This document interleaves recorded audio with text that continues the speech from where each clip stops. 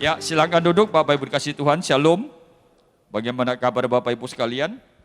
Apakah baik-baik saja? Amin. Haleluya. Baik Bapak Ibu dikasih Tuhan. Pada minggu ini saya akan ajak kita untuk merenungkan satu topik firman Tuhan yang saya beri judul otoritas. Saya percaya setiap kita yang ada di ruangan ini, siapapun kita hari ini, kita dari kecil sudah berurusan dengan otoritas, saudara. Betul ya? Bahkan sampai hari ini juga kita masih berurusan dengan otoritas. Dan ada banyak orang yang juga kadang-kadang bermasalah, saudara, dengan para otoritas. Mulai dari orang tua, dalam pekerjaan, dalam pelayanan, dalam pemerintahan, dalam berbagai hal, saudara. Kemana saja kita pergi, selalu kita ada urusan dengan otoritas. Dan kita mau lihat apa yang firman Tuhan ajarkan bagi setiap saudara dan saya mengenai tentang otoritas. Saya akan mulai dengan bercerita mengenai Lukas pasal 2, saudara. Yaitu kisah tentang Tuhan Yesus waktu berumur 12 tahun. Pada saat itu Tuhan Yesus bersama dengan ayah dan ibunya, Yusuf dan Maria, pergi ke Yerusalem untuk merayakan Paskah.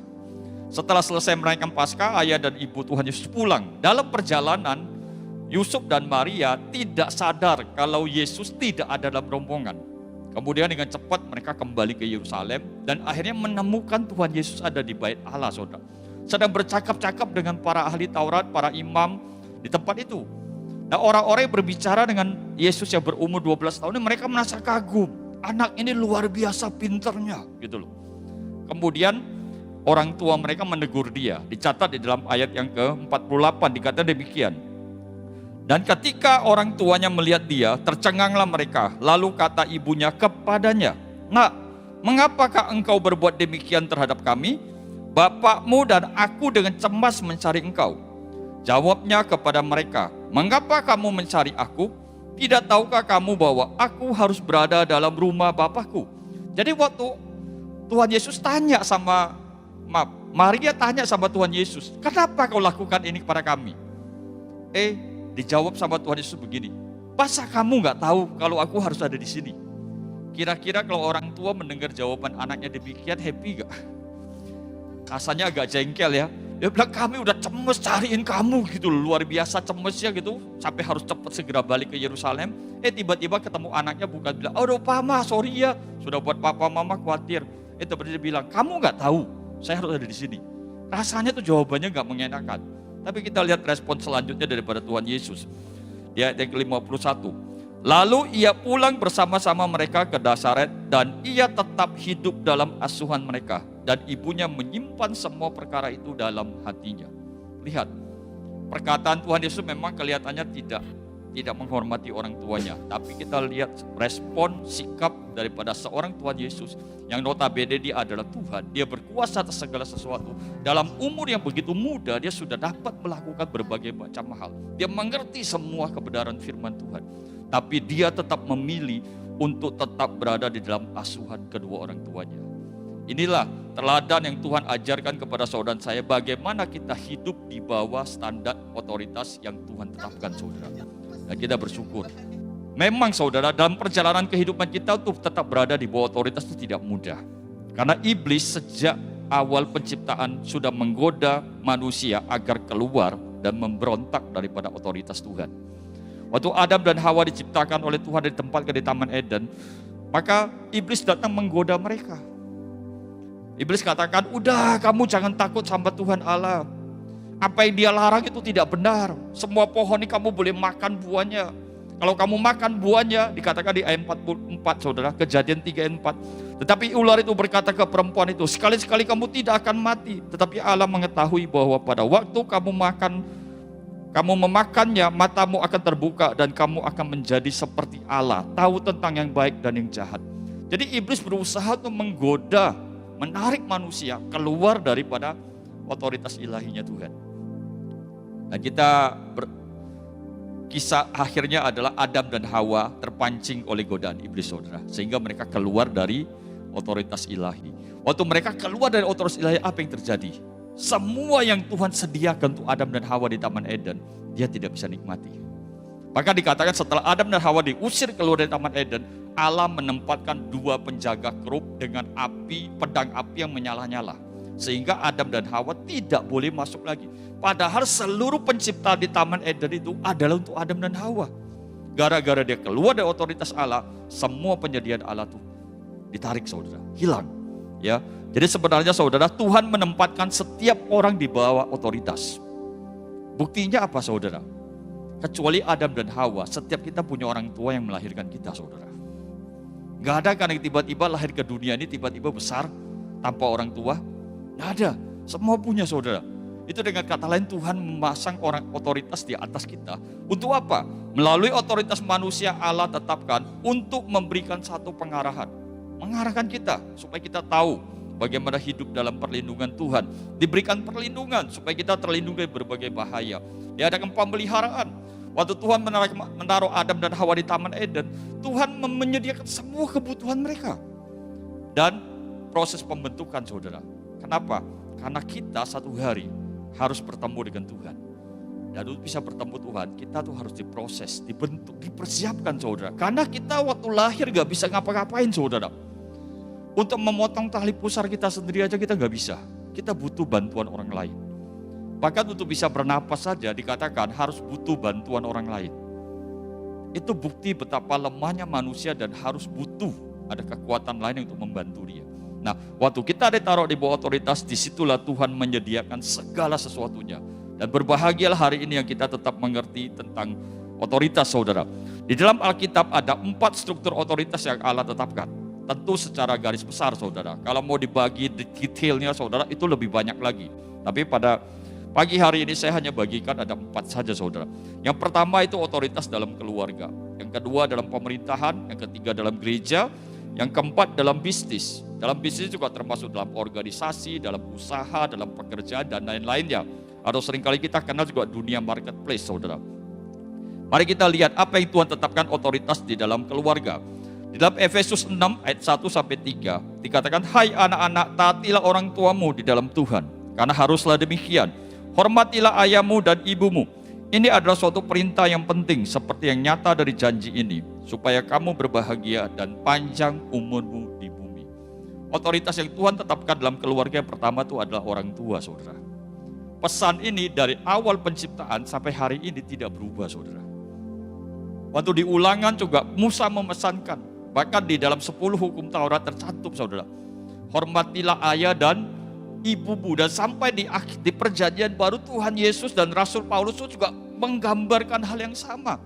Hai anak-anak, hormati dan taati orang tuamu. Ini penting saudara. Untuk apa? Supaya baik keadaanmu dan panjang umurmu. Jadi berkat itu turun dari atas ke bawah. Seperti kepala Harun, janggut, turun janggut, jubah dan ke bawahnya saudara. Itu semua sudah Tuhan tetapkan saudara. Kalau kita ikuti aturan ini saya percaya, apa yang Tuhan tetapkan itu setiap kita akan terima saudara. Yang kedua, dalam Efesus 5 ayat 22 dan 23, hai istri tunduklah kepada suamimu seperti kepada Tuhan. Karena suami adalah kepala istri, sama seperti Kristus adalah kepala jemaat. Dialah yang menyelamatkan tubuh. Bagi yang sudah berkeluarga, otoritas dalam keluarga Tuhan tetapkan itu adalah suami saudara. Tapi para suami ingat saudara. Dalam 1 Korintus 11 ayat 3 berkata, tetapi aku mau supaya kamu mengetahui hal ini, yaitu kepala dari tiap laki-laki ialah Kristus, kepala dari perempuan ialah laki-laki, dan kepala dari Kristus ialah Allah. Jadi kalau kita lihat struktur yang Allah tetapkan dalam keluarga saudara, itu ternyata endingnya kepala otoritas rumah tangga itu adalah Tuhan Yesus sendiri. Tapi tentu kita nggak bisa berurusan langsung dengan Tuhan Yesus saudara. Setiap kita pengen saudara bisa langsung berurusan dengan Tuhan Yesus. Ketemu sama dia seperti Musa dengan Musa, muka ketemu muka. Tahu gak akibatnya kalau kita bertemu muka dengan Tuhan Yesus pada saat ini? Apa yang terjadi dalam hidup kita? Alkitab berkata, tanpa kekudusan tidak seorang pun dapat berjumpa dengan Allah. Waktu kita bertemu dengan dia saat ini muka dengan muka, kalau kita tidak dalam keadaan yang kudus saudara, mati kita saudara. Maka Tuhan taruh otoritas manusia di atas kita. Siapa yang berani yakin dirinya 100% kudus? Kalau ada, berani angkat tangan? Alkitab ngomong jelas kan, tanpa kekudusan tidak seorang pun dapat melihat Allah. Jadi berbahagialah bagi saudara dan saya hari ini punya otoritas. Beda dengan Adam dan Hawa, saudara. Waktu Adam dan Hawa melakukan pelanggaran, saudara, mereka langsung diusir keluar dari Taman Eden. Nggak punya pilihan kedua. Tapi kalau hari ini saudara dan saya melakukan pelanggaran, kita masih dinasihati oleh otoritas kita, oleh orang tua kita, oleh orang-orang manusia yang Tuhan tetapkan di atas kita. Itu masih memberikan kita sebuah kesempatan. Oh ya Pak, Bu, saya minta maaf, saya salah, saya mau berubah begini, bla bla bla. Akhirnya kita gak langsung menjalani penghukuman, saudara. Ada kesempatan. Berbahagialah. Jadi Tuhan taruh otoritas di atas kita, saudara. Bukan untuk menekan kita, untuk membatasi pergerakan kita, tapi justru untuk melindungi kita, saudara. Saya lanjutkan, saudara. Itu otoritas yang di dalam keluarga. Bagaimana dengan pemerintahan? Di dalam Roma 13 ayat 1 sampai 4 berkata demikian. Tiap-tiap orang harus tunduk kepada pemerintah yang di atasnya. Sebab tidak ada pemerintah yang tidak berasal dari Allah. Dan pemerintahan-pemerintahan yang ada ditetapkan oleh Allah. Perhatikan. Pemerintahan sekalipun yang terpilih bukan orang yang mengenal Tuhan. Tapi Tuhan berkata tidak ada pemerintahan yang tidak ditetapkan oleh Allah. Hari ini kita percaya semua pemerintahan di dunia ini Tuhan yang tetapkan. Tanpa pemerintahan dari Tuhan, tidak mungkin orang bisa menjadi pemimpin, saudara. Jadi kita harus percaya. Ayat keempat berkata, karena pemerintah adalah hamba Allah untuk kebaikannya. Tapi jika engkau berbuat jahat, takutlah akan dia. Karena tidak percuma pemerintah menyandang pedang. Pemerintah adalah hamba Allah untuk membalaskan murka Allah atas mereka yang berbuat jahat. Jadi Alkitab dengan jelas berkata, pemerintahan adalah hambanya Tuhan. Jadi dalam keluarga otoritas yang paling tinggi, walaupun secara manusia ditetapkan adalah ayah dan ibu dan suami, tetapi otoritas tertinggi adalah Tuhan Yesus sendiri. Di dalam pemerintahan juga sama. Mungkin dalam pemerintahan kita hari ini ada presiden, ya, ada gubernur. Di dalam jajaran yang lebih rendah lagi ada lurah, ada RW, ada RT. Semua jajaran pemerintahan itu, siapapun mereka, kita percaya itu Tuhan yang tetapkan.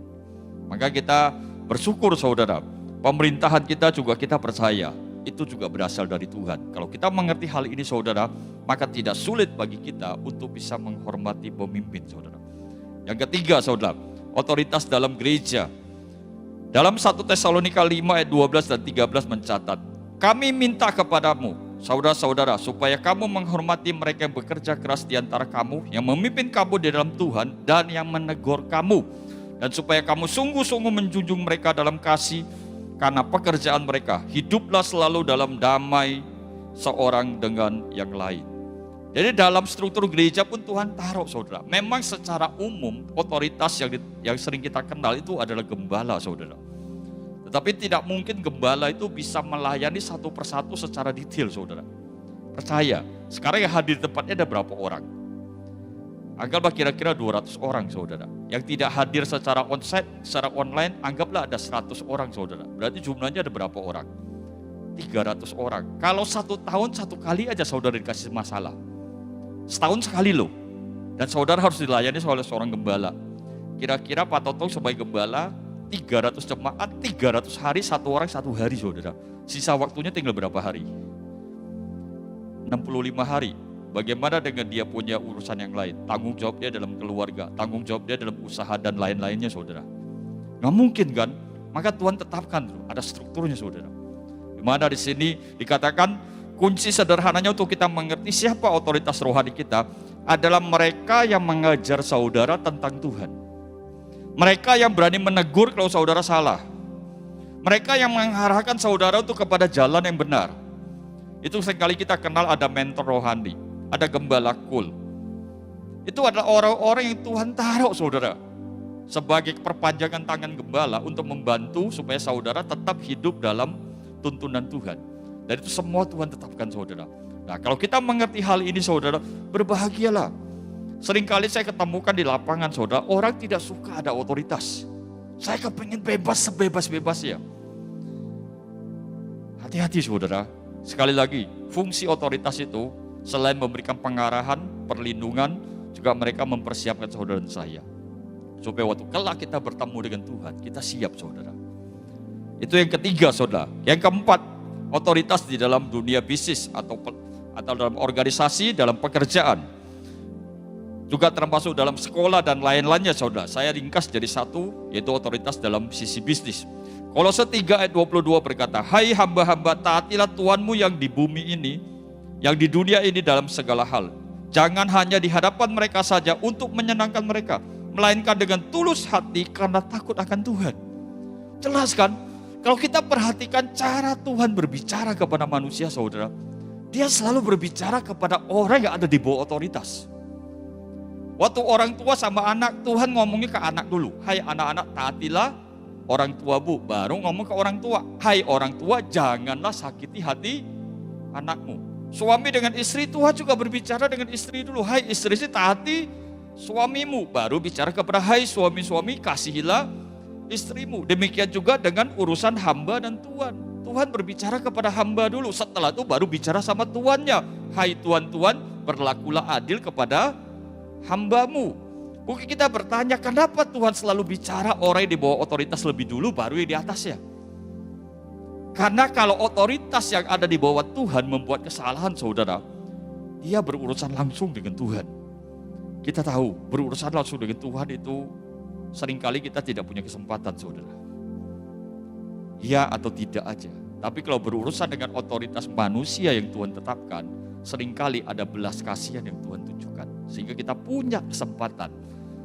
Bukankah kita sendiri sadar, kita sering melakukan pelanggaran, saudara. Setuju dengan hal ini? Saudara gak perlu sebut pelanggarannya apa, tapi saya yakin, saya juga demikian, saudara. Dalam kehidupan kita tidak luput dari berbagai pelanggaran yang kita lakukan. Sehingga itulah kita butuh, saudara, perlindungan otoritas. Bahkan di 1 Petrus 2 ayat 18 mengatakan lebih hebat lagi, saudara. Hai kamu hamba-hamba, tunduklah dengan penuh ketakutan kepada Tuhanmu. Bukan saja kepada mereka yang baik dan peramah, tetapi juga kepada yang bengis. Wow. Saya satu hari pernah ketemu ayat ini, saudara, dalam pengalaman hidup saya. Ketemu sama otoritas yang tidak menyenangkan, berlaku seenaknya dia sendiri, saudara. Rasanya pengen balas, pengen lawan, saudara.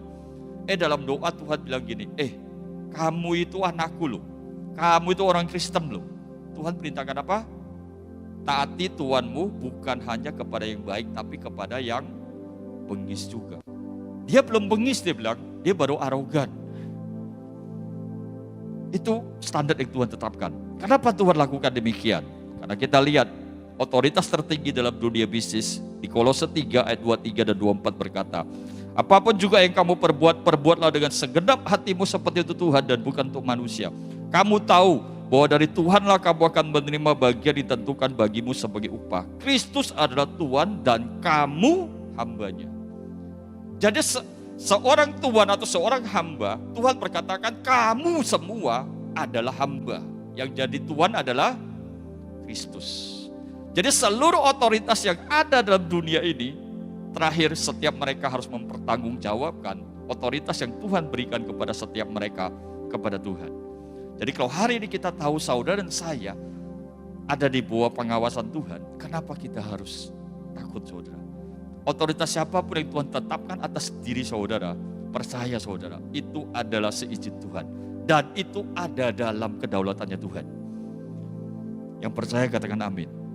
Jadi hari ini kita belajar saudara, bagaimana kita bisa menjadi orang yang diberkati oleh Tuhan. Kita bisa menjadi orang yang ada dalam perlindungan Tuhan. Karena salah satu bentuk perlindungannya yang Tuhan berikan adalah otoritas yang Tuhan tetapkan di atas kita, saudara. Seringkali kita bertanya, bagaimana kalau otoritas salah? Bapak Ibu pada dengar satu slogan ini, hukum tentang otoritas. Yang pertama berkata, otoritas tidak pernah salah. Pada dengar ya? Ayat kedua apa? Jika otoritas salah, lihat poin pertama. Betul ya? Saya waktu terima ini saya pikir, aduh rasanya ini gak benar ini. Tapi setelah saya pelajari Alkitab, makin lama makin renungkan, akhirnya saya setuju dengan prinsip itu, saudara. Otoritas tidak pernah salah. Bagaimana dia salah? Lihat kembali poin pertama, otoritas tidak pernah salah. Kenapa? Karena semua otoritas di atas kita, otoritas manusia maksudnya ya, itu Tuhan yang tetapkan. Dan otoritas tertinggi adalah Tuhan. Dan kita percaya Tuhan tidak pernah melakukan kesalahan. Apa yang harus kita lakukan? Kalau kita anggap otoritas salah, dalam tanda petik ya saudara ya. Pertama-tama aku menasihatkan naikkanlah permohonan doa syafaat dan ucapan syukur untuk semua orang, untuk raja-raja, untuk semua pembesar, agar kita dapat hidup tenang dan tentram dalam segala kesalehan dan kehormatan. Itulah yang baik dari berkenan kepada Allah, Juru Selamat kita, yang menghendaki supaya semua orang diselamatkan dan memperoleh pengetahuan akan kebenaran. Langkah pertama kalau kita merasa otoritas kita salah, doakan mereka, saudara. Kita bersyukur kita berada di wadah gereja yang setiap minggu kita diajarkan untuk berdoa untuk para pemimpin. Ya, untuk pemimpin negara, untuk pemimpin gereja, untuk pemimpin kota di mana kita berada. Ya, doakan para pemimpin kita, doakan orang tua kita. Mari kita cek hari ini yang menganggap otoritasnya salah. Tanya dalam dirimu sendiri, adakah engkau mendoakan mereka? Kenapa pada saat dia bersalah aja kita acungkan jari, kamu salah. Tapi waktu mereka menjadi berkat bagi kita, mereka mengayomi kita, melindungi kita, orang tua kita membesarkan kita, menyediakan segala kebutuhan kita. Pernahkah kita bersyukur dan berterima kasih untuk mereka? Kita doakan supaya Tuhan memberkati hidup mereka. Jadi sebelum tunjuk kepada yang lain, yuk lihat kita sendiri, saudara. Di dalam 1 Timotius 6 ayat 1 dan 2, saudara, Tuhan kasih lebih jelas lagi. Bagi kita yang menganggap otoritas salah, perhatikan ayat ini. Semua orang yang menanggung beban perbudakan hendaklah menganggap tuan mereka layak mendapat segala penghormatan, agar nama Allah dan ajaran kita jangan dihujat orang. Perhatikan, saya baca ulang ya. Semua orang yang menanggung beban perbudakan hendaklah menganggap tuan mereka layak mendapat segala penghormatan, agar nama Allah dan ajaran kita jangan dihujat orang. Perhatikan, ajaran Tuhan tentang otoritas apa? Hormati mereka, taati mereka. Kepada yang baik dan perama, ya, kepada yang bengis juga sama. Nah, kalau hari ini kita memberontak kepada otoritas yang Tuhan tetapkan, saudara, Tuhan bilang, engkau mempermalukan ajaran Tuhan. Saya pernah ngalami ayat ini, saudara. Wah, rasanya pengen balas kenapa? Punya kesempatan, dan secara legalitas hukum sah. Begitu mau diproses, saudara, Tuhan ingatkan ayat ini.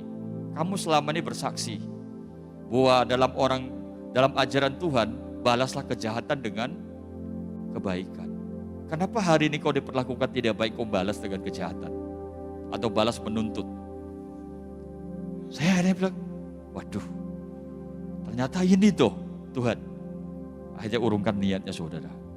Yuk, ini yang Tuhan ajarkan saudara-saudara saya, saudara. Enggak pernah dalam Alkitab kita diajarkan untuk melawan otoritas. Percaya, saudara.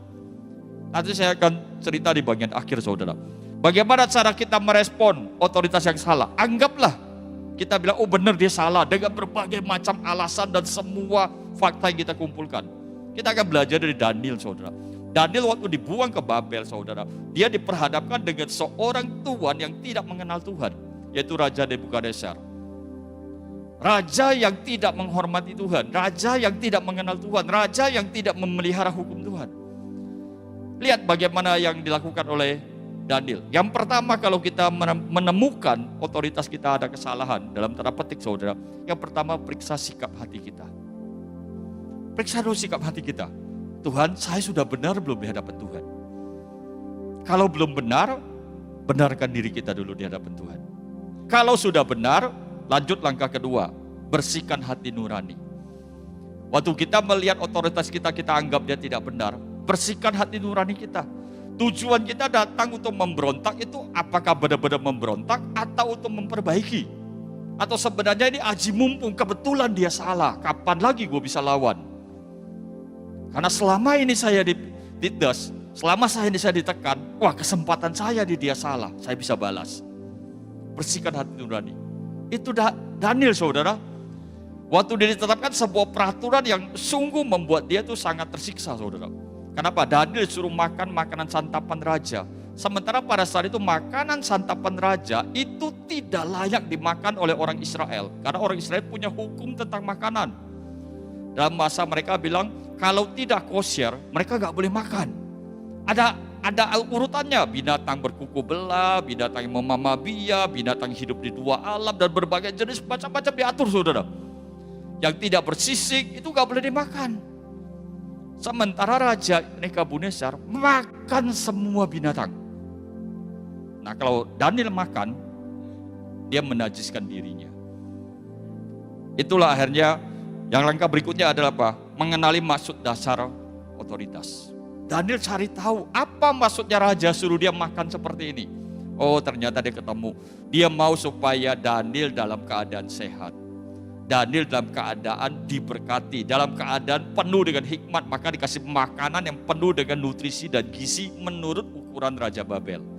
Padahal menurut hukum Israel itu tidak kosher, tidak layak untuk dimakan. Nah, setelah Daniel menemukan maksud dari tujuan otoritas ini, dia mulai mencari alternatif. Dia pikir, ya udahlah, saya kasih makan sayur-sayuran saja. Akhirnya dia ajukan permohonan dia kepada sang otoritas melalui otoritas yang ditetapkan di atas Daniel. Karena dikasih ada pengawasnya, saudara. Dia datang ke pengawasnya. Dia bilang, beritahukan kepada tuanku raja, biarkanlah kami makan sayur-sayuran saja. Tapi pengawas raja ini takut, nanti kamu ketahuan tidak sehat, aku bisa dihukum loh sama raja, dia bilang. Bagaimana kalau keadaan seperti itu? Maka langkah berikutnya apa? Berikan waktu kepada Tuhan untuk mengubah pikiran otoritas. Dan dia bilang apa? Kasih waktu 10 hari aja. 10 hari aja, adakan perbandingan. Kalau ternyata kami tidak segar, kami tidak sehat, maka kami akan ikuti perintah raja yang pertama, makan makanan santapan raja. Tapi jikalau kami tetap sehat dan lebih baik daripada keadaan kami sebelumnya, maka kami akan tetap melanjutkan makan sayur-sayuran, tidak memakan makanan yang tidak kosher ini. Akhirnya pengawas raja berpikir, oke, baik, dia bilang, aku setuju dengan kau. Nah, hari ini kita cek, saudara, waktu kita mengeluh tentang otoritas kita kepada Tuhan, pernah gak kita kasih waktu untuk Tuhan proses otoritas kita? Atau kita paksa Tuhan menurut waktunya kita? Dalam pengalaman saya, konseling dengan beberapa orang yang bermasalah dengan otoritas, saudara, seringkali kitanya yang maksain waktu kita kepada Tuhan. Iya Pak, iya saudara. Tuhan, kalau besok Tuhan gak ubah dia, udah, saya gak tahan lagi, saya mau berontak. Tapi Daniel tidak, kasih waktu 10 hari.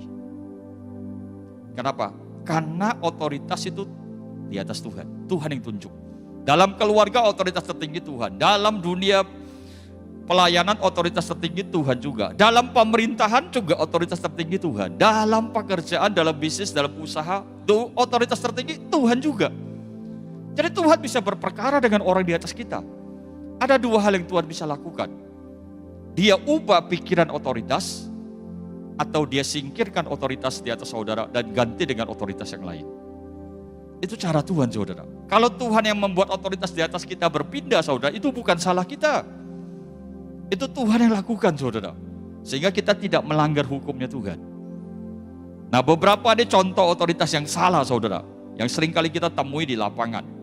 Saya catat beberapa ini menurut pengalaman saya, saudara. Kalau dirinci lebih detail, lebih banyak lagi, saudara. Mungkin saudara pernah ketemu otoritas yang otoriter. Waktu kita ketemu otoritas yang otoriter ini, apa yang Tuhan ingin kita belajar? Yaitu belajar mengikuti hukum, mengikuti peraturan. Sehingga kita, kalau kita ikutin peraturan dengan benar, kita ikutin hukum Tuhan dengan benar, saudara, saya percaya otoriter, seotoriter apapun otoritas kita, dia bisa tidak menemukan kesalahan dalam hidup kita. Ya, sebelum ke sini tadi yang satu terakhir saya belum jelasin, saudara, otoritas kita. Nah, Daniel juga memilih untuk menderita jika dibutuhkan. Di Nebukadnezar, Raja Nebukadnezar, Daniel bebas, saudara. Semua peraturan itu dia bisa ikutin tanpa harus melanggar. Tapi waktu Raja Darius, saudara, Daniel gak bisa lakukan itu. Kenapa? Darius mengeluarkan peraturan dalam 30 hari. Tidak ada satu orang pun boleh berdoa kepada orang lain, kepada Tuhan, ilah manapun, kecuali kepada Raja.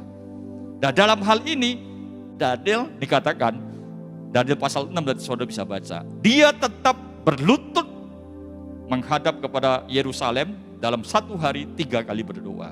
Gara-gara dia berdoa seperti itu, dia harus masuk ke gua singa. Tapi ingat, saudara, kalau saudara sudah melakukan langkah yang pertama, sikap hati, bersihkan hati nurani, mengerti maksud Tuhan, mengerti, mengajukan permohonan, memberikan waktu kepada Tuhan, dan kalau Tuhan tidak mengubah apapun dan saudara harus mengalami proses penderitaan, jalani aja. Seperti Daniel di gua singa, Tuhan tidak meninggalkan Daniel. Dia kirimkan malaikatnya untuk mengatup mulut-mulut singa, sehingga singa itu tidak dapat melukai dia. Saya lanjutkan, saudara. Bagaimana dengan pemimpin yang manipulatif? Waduh, di pemimpin ini selalu curang dalam kehidupan kita. Itu artinya Tuhan mengajar saudara dan saya untuk belajar melakukan untuk Tuhan. Belajar untuk merelakan saudara. Tidak mudah kan kita bekerja, melayani, berusaha, orang lain yang dapat untung saudara. Gampang atau susah? Tidak mudah, tapi itu Tuhan ajarkan kita. Bagaimana ketemu dengan otoritas yang tidak peduli. Karena kalau kita pikir otoritas kita punya kemampuan. Dia mampu kok, punya kuasa. Dia bisa nolong kita. Tapi waktu kita share sama dia masalah kita, dia diem aja. Bahkan tidak ada simpatinya. Jangankan nolong saudara, bersimpati aja enggak. Rasanya kira-kira jengkel enggak saudara? Marah saudara, kita bisa kesel. Tapi saya percaya Tuhan sedang ngajari kita, jangan ngarepin manusia, harapi Tuhan. Maka otoritas di atas Tuhan, di atas kita, Tuhan diemin. Kamu jangan lakukan apapun, biarkan dia berseru kepadaku. Bagaimana dengan ketemu otoritas yang suka menekan saudara? Itu berarti Tuhan mau kita belajar banyak hal saudara. Kenapa? Karena Tuhan sedang persiapkan saudara dan saya untuk jadi seorang pemimpin. Sehingga kita dituntut lebih banyak daripada yang lainnya. Seringkali kita alami seperti itu. Kita sama kok statusnya. Misalnya kita adalah sebagai pegawai, kita sama jabatannya, gajinya sama, tanggung jawabnya sama. Kenapa saya harus bekerja lebih banyak daripada kamu? Setelah itu upahnya kamu lebih banyak lagi, saya lebih sedikit. Rasanya kita jengkel saudara. Ingat, kalau saudara mengalami itu, berarti Tuhan sedang persiapkan saudara untuk jadi pemimpin. Bagaimana dengan otoritas yang tidak adil? Waduh, pilih kasih. Itu artinya Tuhan mengajari saudara dan saya untuk belajar profesional. Kenapa? Karena saya percaya setiap umat pilihan Tuhan, saudara akan dipakai menjadi pemimpin saudara. Saya tidak tahu pemimpin dalam hal apa, tapi minimal kalau para pria, kau akan jadi pemimpin dalam keluargamu. Yang berusaha, yang punya bisnis, yang punya jabatan, Tuhan ngajari kita untuk profesional. Bagaimana ketemu dengan otoritas yang pemarah saudara? Itu berarti kita diajarkan namanya mempersiapkan diri saudara. Ya, kalau kita ketemu pemimpin yang agak tolerannya tinggi saudara, seringkali kita abai dalam persiapan. Tapi kalau ketemu pemimpin otoritas yang suka marah saudara, biasanya kita sebelum menghadap atau sebelum melaporkan tugas pekerjaan kita cek ulang kembali. Betul? Supaya apa? Supaya jangan ditemukan ada kesalahan saudara. Itu mengajarkan kita untuk lebih berhati-hati saudara. Ada banyak hal yang lain lagi saudara. Saudara bisa renungkan sendiri atau ngalami dari pengalaman-pengalaman hidup saudara sendiri. Tapi yang jelas saudara, perhatikan ini. Jangan biarkan kesalahan otoritas mempengaruhi jati dirimu. Otoritas salah bukan berarti saudara harus melakukan kesalahan. Waktu otoritas saudara melakukan pelanggaran, melakukan penekanan, melakukan kejahatan, membalas kejahatan dengan kejahatan, melakukan ketidakadilan dan lain sebagainya, bukan berarti saudara harus ikut lakukan itu. Saudara tetap harus lakukan yang benar. Kenapa? Karena jati diri saudara diciptakan segambar dan serupa dengan Allah. Saudara dan saya ada pewaris kerajaan Allah. Amin saudara. Kita ini pemiliknya surga, anak pemiliknya surga. Dan akan berkuasa nanti di surga. Sementara otoritas yang Tuhan tempatkan di atas kita, apakah dia juga akan menjadi pewaris kerajaan surga? Bisa ya, bisa tidak. Salah satunya kita belajar dari Daniel saudara. Apakah Darius menjadi pewaris kerajaan surga? Apakah Nebukadnezar menjadi pewaris kerajaan surga? Enggak, mereka bukan orang percaya saudara. Tapi Daniel tetap jadi pewaris kerajaan surga saudara. Jadi apa yang harus kita lakukan saudara? Allah selalu menggunakan otoritas manusia. Perhatikan ini. Bedakan posisi otoritas yang Tuhan tetapkan dalam dan kepribadian otoritas sebagai manusia. Bedakan saudara. Kalau dia otoritas resmi yang Tuhan kasih, dia adalah ayah kita, ibu kita, pemimpin kita, atasan yang Tuhan tetapkan. Bedakan dia sebagai pemilik atau pemegang otoritas dengan pribadi dia sebagai manusia. Contoh yang kita bisa belajar dari Daud terhadap Saul, saudara. Yang ditunjuk oleh Tuhan menjadi otoritas raja pada saat itu adalah Saul. Tapi kepribadian Saul itu sangat jelek sekali. Yang pertama dia iri kepada Daud. Yang kedua dia berusaha membunuh Daud. Yang ketiga dia merencanakan kejahatan.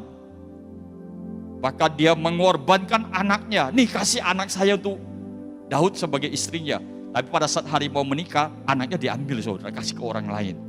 Itu kan sangat menyakitkan buat Daud. Tapi lihat apa yang Daud katakan. Waktu Daud diberi kesempatan untuk membunuh Saul, Daud bilang apa sama Tuhan? Atau sama para orang-orang yang ikut sama dia, termasuk Abisai. Dia bilang apa? Jangan kau sentuh, jangan kau jamah orang yang Tuhan urapi. Itu Daud saudara. Secara kepribadian Saul itu tidak layak untuk mendapatkan penghormatan Daud.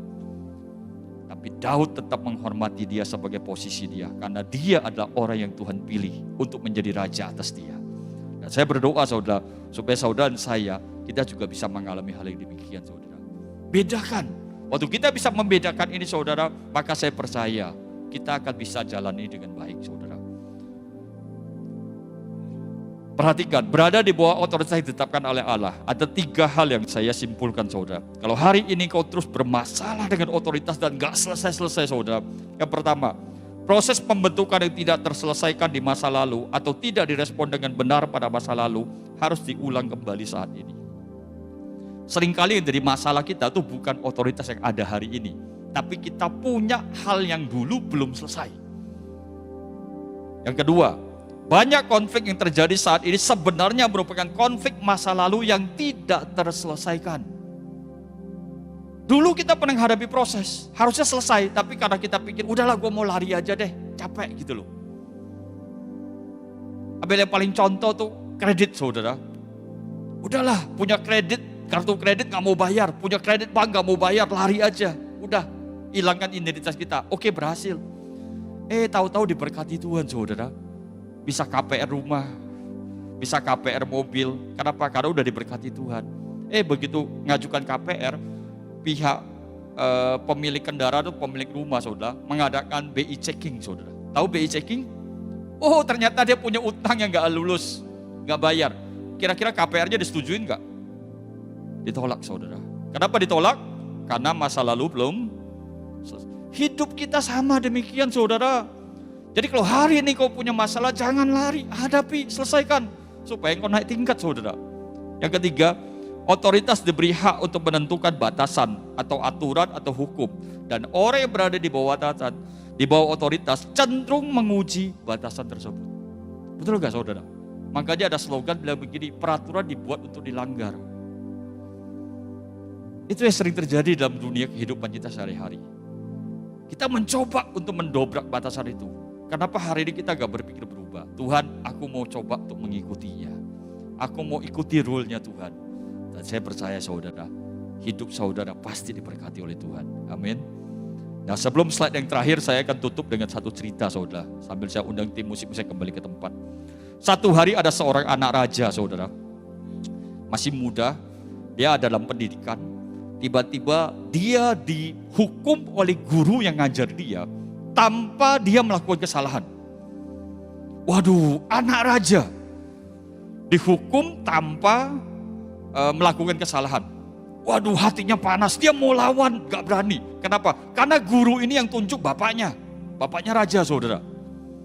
Sehingga anak ini bilang gini, tunggu sampai bapak saya serahkan tatanya ke saya, guru ini saya akan habisin dia.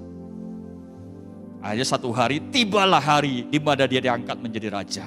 Pelantikan sudah terjadi, dia duduk di singgasana tata penguasanya, kemudian dia maju. Dia lihat guru yang hukum dia ada di sana. Kira-kira menurut saudara guru ini ketakutan enggak? Terus tiba-tiba setelah dia selesai terima tata itu dia bilang begini, Pak Guru, sini, berdiri di depan sini. Dia bilang, saya mau tanya Bapak, 12 tahun yang lalu, waktu Bapak ngajar saya, kenapa Bapak hukum saya tanpa saya salah? Sekarang Bapak akan terima akibatnya. Saya akan hukum Bapak juga dengan hal yang sama. Kemudian guru itu bilang apa tahu? Tuanku Raja, saya lakukan itu memang dengan sengaja. Waduh, hati raja tambah panas gak saudara? Makin panas.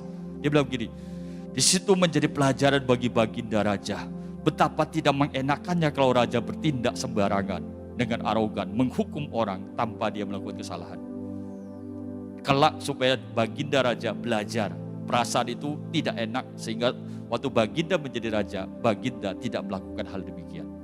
Sehingga si raja itu berdiri. Mukanya merah, dia mau hukum, dia mau marah. Akhirnya dia bilang apa? Terima kasih Pak Guru, kamu sudah mengajarin aku bagaimana bisa menjadi raja yang bijaksana. Otoritas saudara, kelihatannya salah. Apakah benar salah? Seringkali kita bukan bermasalah dengan otoritas yang Tuhan tetapkan, tetapi kita bermasalah dengan gambar diri kita, dengan hati kita saudara. Atau kita bermasalah dengan Tuhan.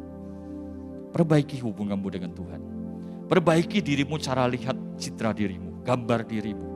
Kalau engkau mengerti dua hal ini, saya percaya siapapun otoritas di atas saudara, engkau tidak punya masalah saudara. Karena kau mengerti setiap otoritas datang dari Tuhan. Ayat terakhir saudara, Amsal 21 ayat 1. Hati raja seperti batang air di tangan Tuhan, dialirkannya kemana dia inginkan.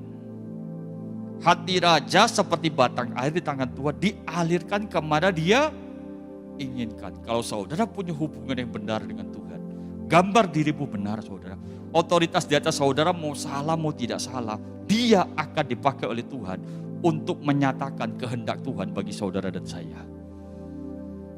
Sekalipun dia orang tidak benar. Kalau Bapak Ibu baca kisah tentang Nehemia saudara, Nehemia dilindungi oleh Raja Kasdim saudara. Waktu Tuhan menghancurkan kerajaan ini saudara, kerajaan Israel. Kenapa? Karena Yeremia hidup benar di hadapan Tuhan. Amin saudara. Saya berdoa bila setiap kita memahami pentingnya kita mengerti tentang otoritas yang Tuhan tetapkan dalam kehidupan kita. Mari saya undang kita bangkit berdiri semua.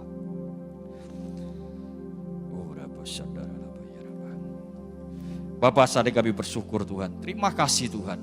Pagi ini Kau mengajar setiap kami Tuhan, untuk kami dapat mengerti firman-Mu, kami dapat memahami Tuhan otoritas yang Tuhan tetapkan.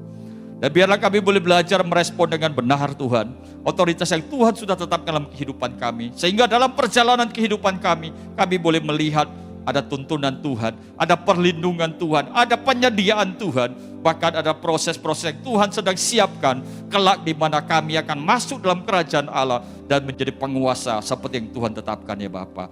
Karena kami tahu kami adalah anak-anak-Mu Tuhan, pewaris kerajaan sorga. Kalau kami tetap izinkan mengalami pergumulan dalam dunia ini, menghadapi otoritas yang dalam tanda petik kami anggap salah menurut pandangan kami, biarlah kami boleh belajar merespon dengan benar Tuhan. Karena kami tahu segala otoritas di dunia ini adalah Engkau yang menentukannya. Terima kasih Bapa, berkati umat-Mu Tuhan, berkati kami semua ya Bapa. Biar setiap kami boleh tetap setia, taat kepada kebenaran firman-Mu Tuhan. Dan kami boleh menjadi berkat, menjadi kesaksian bagi banyak orang. Sehingga nama Tuhan tidak dihujat orang, melainkan nama Engkau dimuliakan dan dipuji oleh orang banyak. Terpujilah nama-Mu kekal sampai selama-lamanya. Di dalam nama Tuhan Yesus, Tuhan dan Juru Selamat kami yang hidup, kami telah berdoa dan mengucap syukur. Haleluya. Amin. Silakan duduk Bapak Ibu dikasih Tuhan. Tuhan Yesus memberkati.